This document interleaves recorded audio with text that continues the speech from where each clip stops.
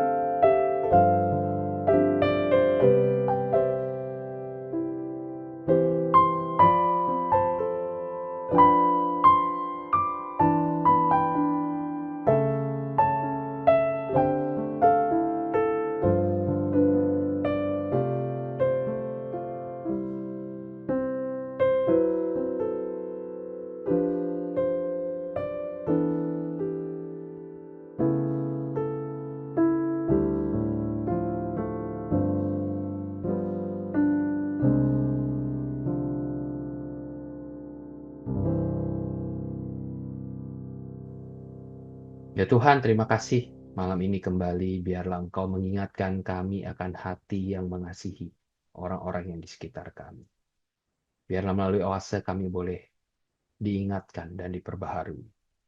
Terima kasih ya Tuhan, hanya di dalam nama Tuhan Yesus kami berdoa.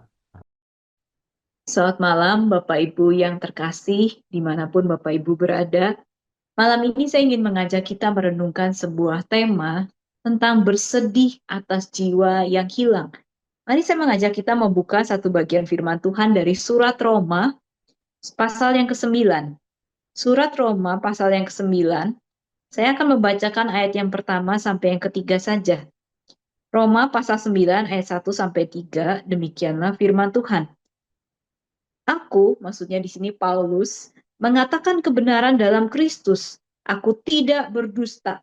Hati nuraniku turut bersaksi dalam Roh Kudus bahwa aku sangat berduka cita dan selalu bersedih hati.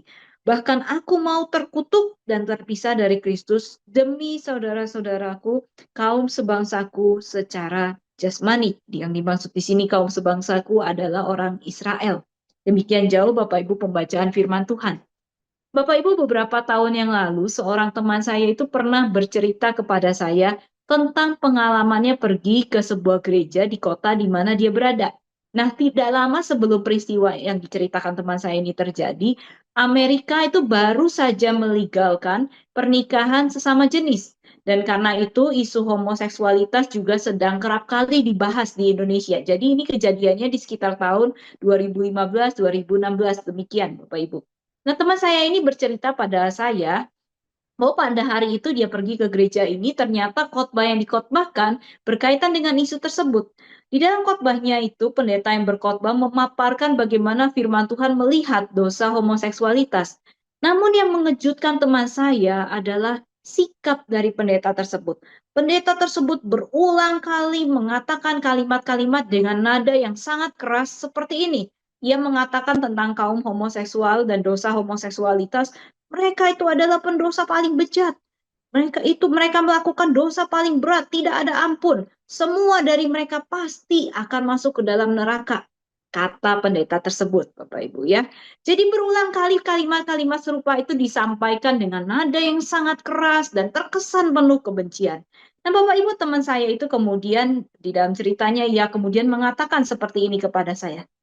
Saya pikir kalau saya adalah seorang yang bergumul dengan dosa homoseksualitas dan saya dengar khotbah seperti itu, saya rasa satu-satunya pesan yang akan saya tangkap adalah betapa bencinya Tuhan itu kepada saya. Nah, Bapak Ibu, tentu perilaku homoseksualitas adalah dosa. Dan bisa jadi Bapak Ibu pemaparan atau isi khotbah yang disampaikan pendeta tersebut pada hari itu tidaklah sepenuhnya salah. Namun Bapak Ibu, saya menangkap poin dari teman saya. Poin teman saya adalah sikap dari pendeta tersebut. Apakah benar kita itu seharusnya menghakimi orang lain yang berdosa dengan cara yang demikian? Apakah benar sikap yang demikian keras dan nampak penuh kebencian itu? Tidak adakah lagi kesedihan ketika melihat dosa? Tidak adakah lagi sikap hati yang berbelas kasihan, yang penuh kasih kepada orang berdosa yang jelas membutuhkan kasih dan anugerah Tuhan? Nah, Bapak Ibu, bukan demikian sikap yang ditunjukkan Rasul Paulus di dalam bagian yang tadi kita baca. Nah, Bapak Ibu, kalau kita membaca keseluruhan surat Paulus kepada jemaat di Roma, kita tentu akan mendapati bahwa surat Roma ini adalah surat yang penuh dengan pembahasan yang bersifat teologis tentang dosa dan juga tentunya tentang karya penebusan Kristus. Nah, di dalam surat ini, Rasul Paulus menjelaskan dengan teologis, dengan demikian detail tentang dosa manusia. Betapa bobroknya manusia, betapa manusia tidak dapat menyelamatkan dirinya sendiri. Jadi Paulus itu tidak menyepelekan dosa, tetapi dari situ ia kemudian berbicara tentang bagaimana hanya anugerah Tuhan saja yang bisa menyelamatkan manusia. Kalau kita membaca surat Roma, di dalam pasal 1-8, Paulus memaparkan bagaimana karya keselamatan Allah itu dinyatakan bagi semua orang yang beriman, termasuk kepada orang-orang non-Yahudi. Nah, tetapi kemudian di pasal 9-11 ini, Paulus itu secara khusus melanjutkan penjelasan tentang karya keselamatan Allah itu dalam kaitannya dengan orang Yahudi yang disebut sebagai umat pilihan Allah, rekan sebangsa dari Paulus. Dan sama seperti bagian-bagian sebelumnya, kita akan mendapati betapa gamblangnya Paulus menyatakan kebenaran yang ada. Tidak ada hak istimewa bagi orang Yahudi. Mereka pun sama berdosanya. Orang Yahudi pun akan diselamatkan bukan berdasarkan perbuatan mereka, namun berdasarkan kemurahan hati Allah semata. Nah, Bapak Ibu, di dalam surat Roma ini sekali lagi Paulus secara terang-terangan menekankan betapa buruknya dosa dan betapa kita semua sama-sama membutuhkan anugerah Allah. Namun demikian, menarik sekali bagaimana di tengah-tengah penjelasan yang teologis dan argumentatif itu, tiba-tiba di tengah-tengah penjelasan tersebut, Paulus itu seolah tidak dapat menahan luapan emosi yang dirasakannya sehingga ia mengungkapkannya. Ia mengatakan demikian di ayat 1-3. Aku mengatakan kebenaran di dalam Kristus. Aku tidak berdusta, hati nuraniku turut bersaksi dalam Roh Kudus bahwa aku sangat berduka cita dan selalu bersedih hati. Nah, Bapak Ibu, menarik sekali bagaimana di tengah-tengah argumen demi argumen yang diberikannya, Paulus itu seolah tidak bisa menahan luapan emosi yang dirasakannya bagi saudara-saudara sebangsanya. Ini adalah seruan hati Paulus bagi mereka. Di ayat 2 dia mengungkapkan hal ini dengan dua frasa. Dia mengatakan, aku sangat berduka cita dan aku selalu bersedih hati. Nah, Bapak Ibu, di dalam bahasa aslinya frasa aku sangat berduka cita, kata yang dipakai di situ itu menekankan betapa mendalamnya gejolak emosi, pergumulan yang dirasakan oleh Paulus. Ia begitu sedih, begitu berat rasanya setiap kali memikirkan saudara-saudara sebangsanya yang masih hidup di dalam dosa-dosa mereka. Lalu frasa berikutnya, aku selalu bersedih hati, menekankan betapa seringnya ia merasakan hal tersebut. Kata selalu di sana, itu merupakan kata yang sama yang digunakan misalnya di dalam 1 Tesalonika 5 ayat 17 yang berkata, berdoalah terus-menerus. Ya, seterus-menerus di situ sama ya dengan kata selalu yang digunakan Paulus. Jadi artinya Paulus itu secara terus-menerus bersedih. Tidak ada hari di mana Paulus itu tidak merasakan beban dan gejolak emosi ini. Aku sangat berduka cita. Aku selalu bersedih hati. Secara mendalam dan terus-menerus Paulus itu bersedih. Setiap kali ia mengingat apa yang akan dialami oleh bangsa sebangsanya yang tidak mengenal Tuhan, yang masih hidup di dalam dosa. Bahkan lebih jauh lagi, Paulus itu menekankan di ayat 3 seperti ini. Bahkan aku mau terkutuk dan terpisah dari Kristus demi saudara-saudaraku kaum sebangsaku secara jasmani. Jadi saking sedihnya Paulus itu, seandainya bisa, dia itu mau mengorbankan dirinya sendiri demi bisa menyelamatkan orang-orang sebangsanya. Bapak Ibu, gejolak emosi dan seruan hati Paulus itu begitu nyata. Ditunjukkannya kepada orang-orang yang masih hidup di dalam dosa, orang-orang yang menolak untuk percaya kepada anugerah Allah. Nah, Bapak Ibu perhatikan sekali lagi. Kalau kita melihat surat Roma secara menyeluruh, kita tahu bahwa Paulus sama sekali tidak menyepelekan dosa. Sebaliknya justru ia tahu betapa beratnya dosa itu menguasai diri seseorang, dan karena itulah ia merasakan beban, kesedihan setiap kali mengingat orang-orang yang masih hidup di dalam dosa ini. Beban hati inilah yang mendorongnya untuk menuliskan surat Roma ini. Perasaan ini yang mendorongnya untuk terus-menerus memberitakan Injil. Perasaan inilah yang mendorongnya untuk juga mendorong jemaat di Roma agar mereka juga boleh memberitakan Injil kepada orang-orang yang belum mengenal Tuhan, baik itu orang non-Yahudi maupun orang Yahudi, kepada mereka yang masih hidup di dalam dosa dan belum mengalami keselamatan yang daripada Tuhan. Nah, Bapak Ibu, Paulus sekali lagi tidak menyepelekan dosa, tetapi justru ketika dia melihat betapa seriusnya dosa, melihat betapa kuat kuasa dosa itu dalam menguasai diri seseorang, ia merasakan beban pergumulan kesedihan setiap kali melihat orang-orang yang masih hidup di dalam dosa, masih hidup jauh terlepas dari anugerah Allah. Bapak Ibu, masihkah kita merasakan kesedihan yang demikian ketika kita melihat dosa? Masihkah kita merasa sedih ketika melihat orang-orang di sekitar kita yang masih hidup di dalam dosa lepas dari anugerah keselamatan Tuhan? Atau jangan-jangan kita sudah biasa-biasa saja? Bapak Ibu, beberapa waktu yang lalu saya bercakap-cakap dengan seorang kenalan saya. Di dalam percakapan tersebut, kenalan saya ini bercerita tentang anaknya. Dia berkata seperti ini, aduh, aku syok sekali hari ini. Hari ini untuk pertama kalinya anakku itu bohong kepadaku. Jadi Bapak Ibu, kenalan saya ini anaknya berusia kurang lebih usia 6 tahun. Lalu dia itu, anak ini menceritakan sebuah kejadian yang terjadi di kelasnya, di sekolah, kepada mamanya. Tapi ternyata waktu di cross check, waktu dikonfirmasi, ternyata ceritanya tidak terjadi seperti itu. Jadi kenalan saya ini kaget kalau ternyata anaknya itu berbohong gitu ya. Jadi kenalan itu saya berulang kali mengungkapkan kepada saya betapa sedihnya dia karena mendapati anaknya itu berbohong kepadanya. Padahal selama ini tidak pernah seperti itu. Nah, tentu saja saya berusaha menghiburnya. Saya bilang, iya, ya, pasti sedih. Saya juga seperti itu, dan lain sebagainya. Namun Bapak Ibu, selesai percakapan itu, saya itu berpikir di dalam benak saya.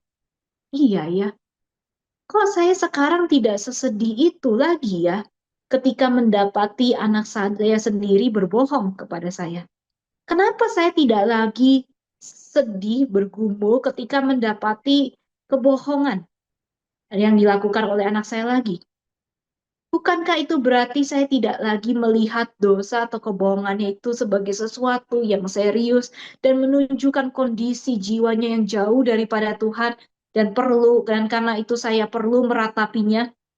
Bapak Ibu, itu membuat saya banyak berpikir, masihkah saya secara serius meratapi kondisi jiwa dari orang-orang di sekitar saya yang masih dikuasai dosa dan belum mengalami anugerah Tuhan? Bapak Ibu, di sekeliling kita banyak orang yang tidak mengenal Allah. Di sepanjang minggu yang telah kita lalui dan yang akan kita lalui, mungkin kita kerap berjumpa dengan mereka. Mungkin itu anggota keluarga kita, mungkin itu rekan kerja kita, mungkin itu bahkan pasangan kita, anak kita, orang-orang terdekat kita, atau mungkin orang-orang yang bekerja kepada kita. Bapak Ibu, di sekeliling kita masih banyak orang yang hidup di dalam dosa. Hidup hanya bagi kesenangan, pencapaian, kesuksesan dirinya sendiri. Hidup hanya mengandalkan kebaikan dan usahanya sendiri. Nah, pertanyaannya adalah bagaimana kita memandang mereka yang ada di sekeliling kita ini. Mereka yang mungkin kerap kita jumpa ini, mereka yang mungkin dekat dengan kita.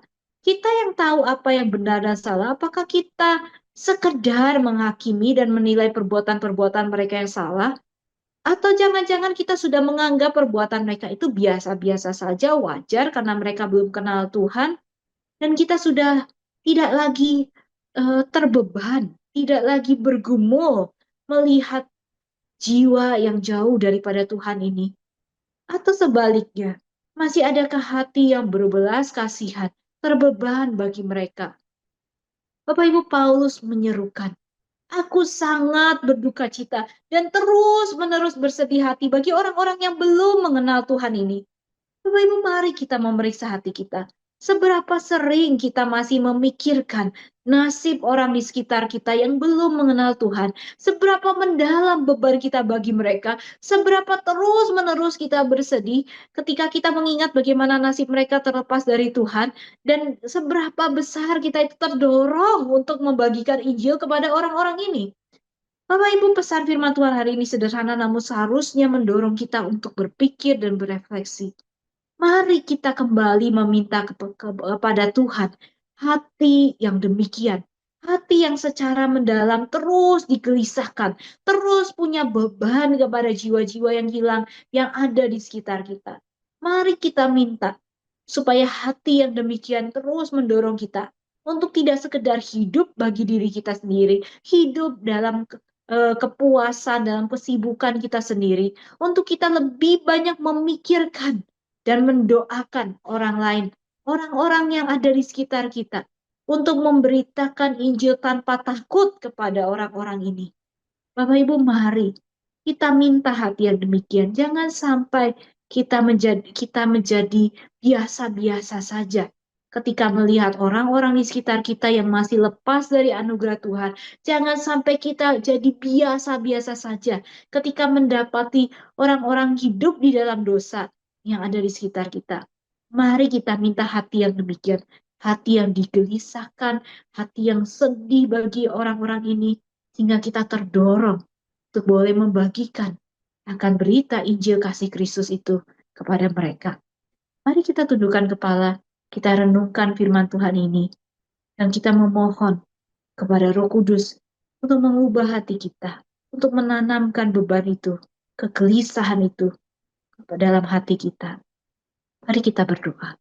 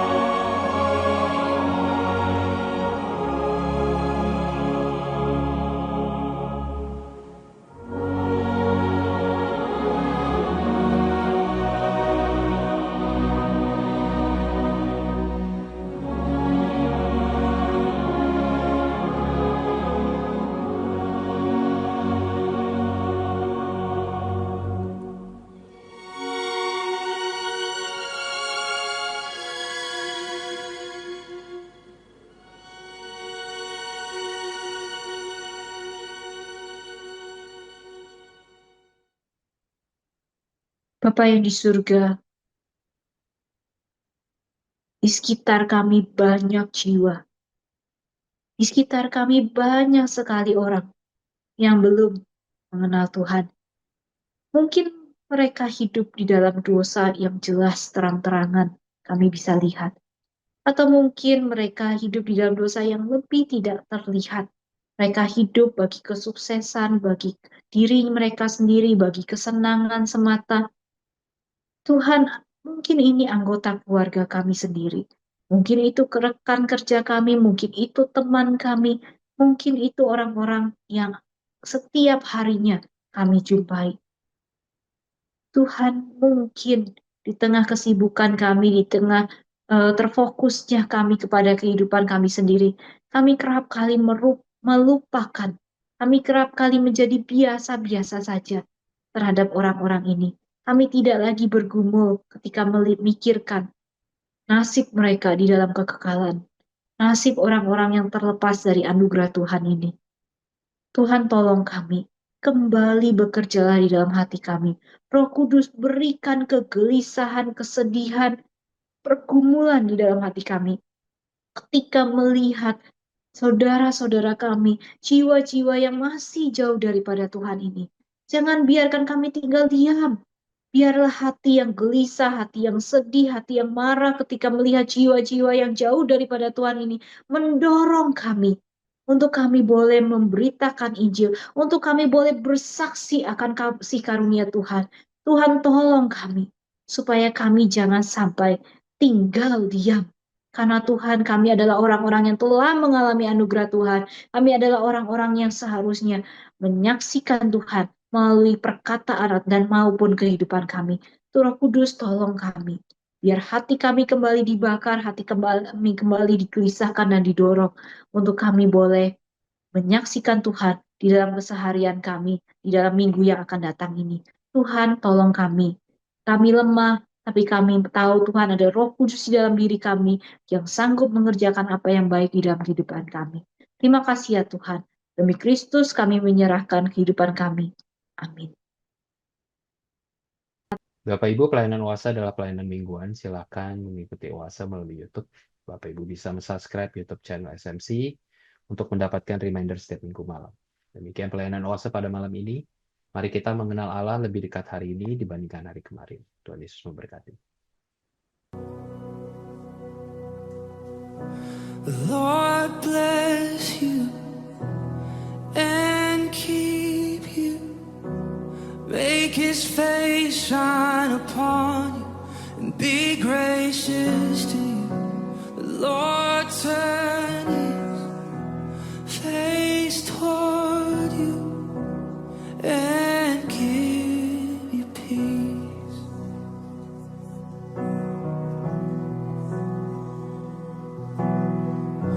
The Lord bless you and keep you. Make His face shine upon you and be gracious to you. The Lord turn His face toward you and give you peace.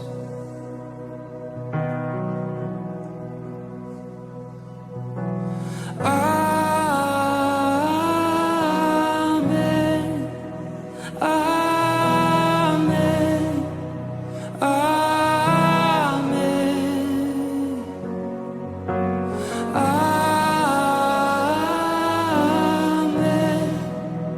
Amen. Amen.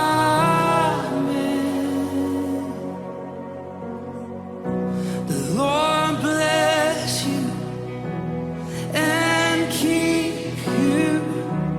Make His face shine upon you and be gracious to you. The Lord turn His face toward you and give you peace. Yes, we receive, we agree. Amen.